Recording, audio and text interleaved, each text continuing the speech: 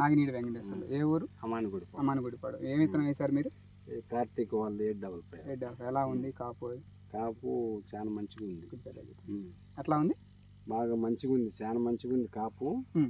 మాకు ఎకరాకు 35 నుంచి 40 వచ్చే అవకాశం ఉంది. వస్తుంది కూత, నల్లికి తట్టుకోగలిగింది.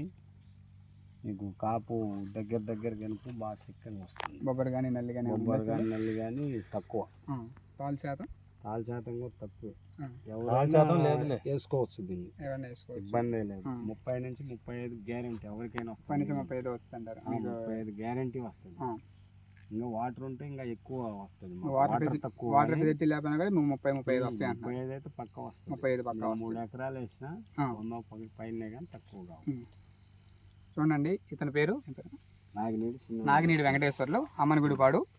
ఇతను కార్తికాయ కంపెనీ వాళ్ళు 855 ఇతనం వేశారు. ఒకసారి చూడండి కాపు ఎలా ఉందో చూడండి. కింద నుంచి కాపు వస్తుంది. గెనుపు బాగా ఉంటుంది. కాయ కలర్ కానీ క్వాలిటీ కానీ బాగుంటుంది. కాయ ఎండినా కూడా క్వాలిటీ తగ్గకుండా ఉంటుంది. అలాగే బొబ్బర్ని కానీ నల్లిని కానీ తట్టుకొని బాగా ఉంటుంది వెరైటీ. చూడండి కాపు కానీ చిక్కటి కాపు.